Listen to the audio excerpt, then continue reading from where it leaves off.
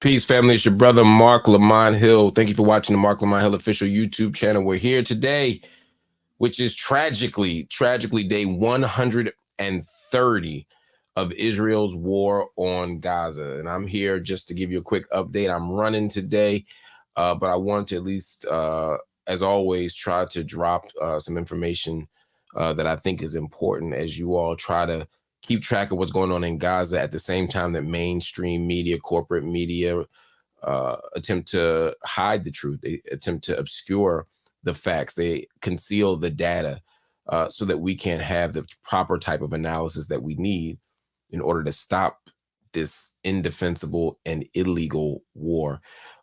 People coming in from all over the world, as you come into the room here, make sure you drop in your city, your state, and your country. We got Iram here from the UK, as always. Salaam alaikum. We got M. Durso from New Hampshire shouting you out as well. Appreciate you, and appreciate you, Iram, for being an MLH community member. Dallas here coming through. Jazz from Dallas. I don't like y'all for sports, but I appreciate y'all for everything else. Arthur coming up out of the snow to holler at your brother. Habit command fit Allah. Yeah, bicho. Carl Schultz coming through. Wa alaikum salam.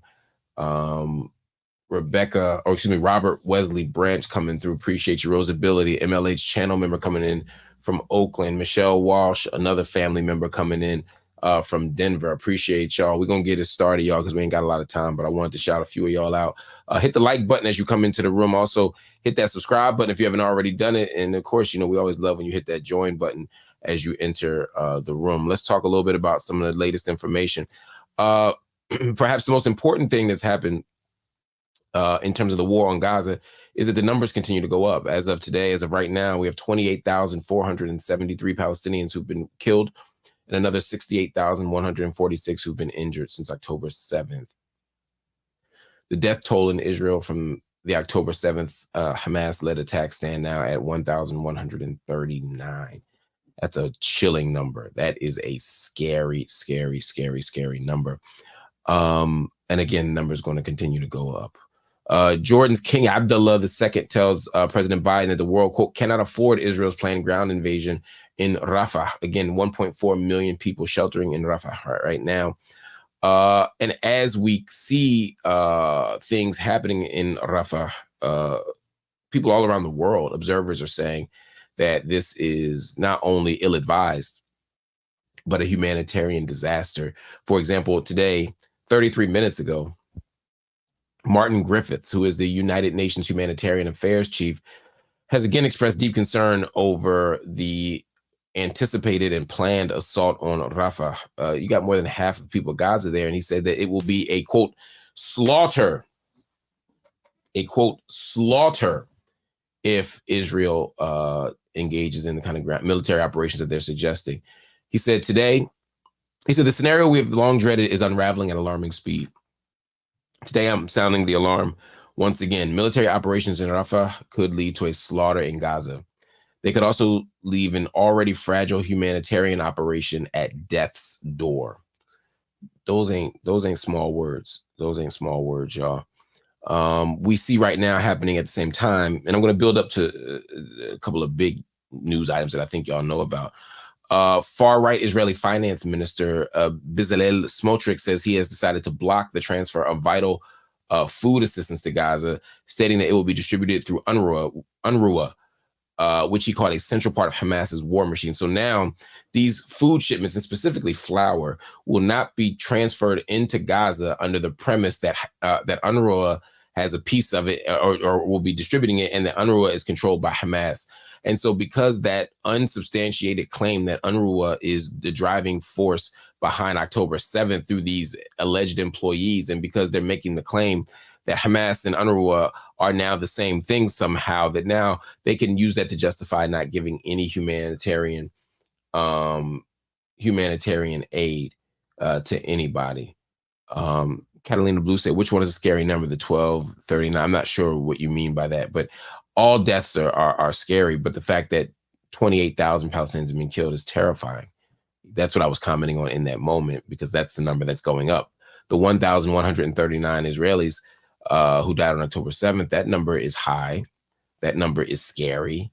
That number is disturbing. That number doesn't go up. And I don't want it to go up, but it isn't going up. I'm talking about the number that's going up. I'm scared at how high the numbers are going. Let's continue as we talk about this. The blocking of food under the guise of fighting Hamas. Well, here's another piece of information that's pretty scary. 55 minutes ago, this came out. Herzi Halevi says that Israeli forces have carried out a, quote, high quality and powerful campaign in Gaza, but there is, quote, still a ways to go before the country realizes its war aims. Effectively, what he's arguing and what he has argued is that we're nowhere near done seeing these military operations in Gaza. We're no more done now than we may have been a month or two ago. That we got so far to go that we're not even on the other side of this hill, is what a lot of Israeli intelligence officials are saying. A lot of Israeli military officials are saying. A lot of Israeli diplomats and politicians are saying. And so there's a very good chance that we're not going to see an end to this anytime soon. Let's get to the two big stories on the table, as far as I'm concerned, that have come out in the last hour or two.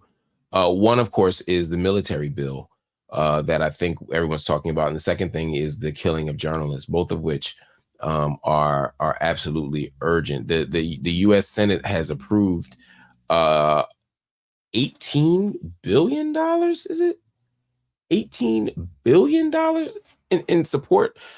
Just 2 hours ago for Ukraine. To be clear, I'll get there. I want to pull up the actual story as I'm talking to you. But if you remember,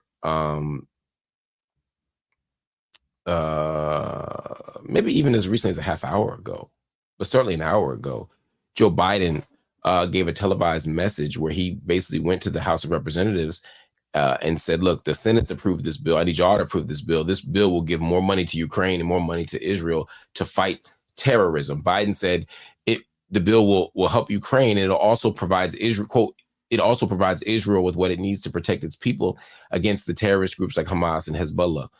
This is Joe Biden talking. Now, it's also important to note the specifics of the bill. The bill will provide $14 billion for Israel to continue the war on Gaza. It also allocates $9 billion in humanitarian assistance, some of which would go to Gaza and the West Bank. The bill also explicitly forbids, is the important part. The bill explicitly forbids giving any money to UNRWA. So UNRWA has now become the persona non grata. You can't support UNRWA. You can't give money to UNRWA. So the lifeblood of the Palestinian people is taken away. And then they're promising money to the Palestinians, but through what mechanism? Who's going to get it? How will it be obtained? All of these things are wildly uncertain, deliberately vague. And so we don't know what's going to really happen in real life. All we know is that this spending bill is going to continue to foment and even fund violence in every part of the world. So we're going to have to keep an eye on that. We're going to have to watch that. I'll do a special video commentary later this evening about this spending package, which again is absurd, not just because we're continuing to fund Israel at the same time that Palestinians are dying at historically unprecedented numbers, but we're also forbidding any kind of resources going to UNRWA, which is bizarre. So let's look at this in context. Israel has been told by the ICJ that it's plausible that they're committing genocide. Israel has been told to take emergency measures. Israel has to send reports every month showing how it's trying to prevent genocide. Israel is under scrutiny by the entire world for potential war crimes, and we keep funding them. UNRWA has been called a Hamas-connected organization with no evidence, no proof, and it's the lifeblood of the Palestinian people, and they ain't got a dollar. This is the problem. This is the problem. I have to say one more thing here before we go, before I go anyway.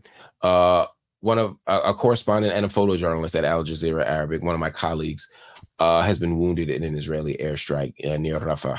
This is, I believe, the 125th. I'm sorry, earlier today, someone was killed, which was the 125th person. So basically, a journalist a day has been killed in Gaza since October 7th. And on top of that, we have seen numerous